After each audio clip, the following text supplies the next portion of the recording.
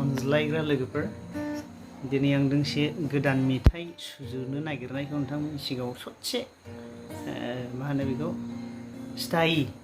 बेखौल' रोजाबनानै खिन्थानो सानदों। मेथाइआ जाहैबाय आइजोफोरखौ लानानै आजिखालि जों नुनो मोन्दों ससियेल मिडियायाव फेसबुकआव एखेबारे खालि दोनखारलायनाय लानानै खारनाय माने न'खर बायफ्रु होनाय गाथाव गाथाव फिसाफोरखौनो गारनानै थांनाय बिदिखौ नुदों आरो बेखौनो लानानै मोनसे सानखांनाय फैदों आंहा एखेबारे न'खरखौ हमथानानै लाखिग्राया आइजोफ्रानो नालाय जोथोन लानाय मावनाय दांनाय जाहोनाय जुदि आइजोफ्रा अनसुलिब्ला मावथिब्ला सैसोनो हाग्राब्ला बे न'खरा मालाबाबो बायफ्रुनाय नङा आरो बेखौनो आं सानखांनानै दोंसे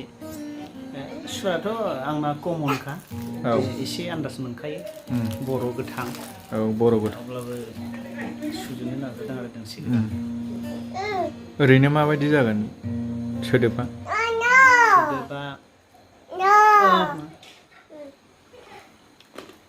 गियान गैयै हिन्जावजों न' सिङाव थानायनिख्रुइ बोसोन बिजाबाव दङ बियो मिथिगौ आं फटखौ गोसोआव गैला जायहक बोसोन बिजाबाव दङ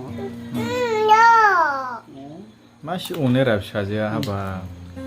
खननायाव बिदि दौबाय थाबालाय बोरैथो जानांगौ जाखो मेथाइ रोजाबनोसै बा मिलाया र'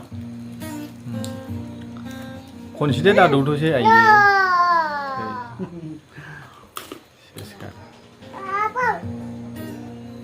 नांथ'ला मा नांथ'ला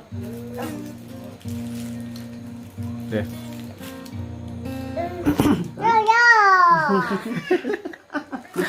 ओमफ्राय बिदिनो जाबाय थानोसै नोङो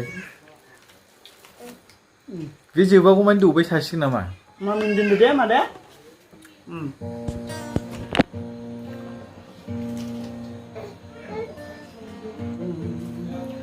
गियान गैयै हिन्जावजों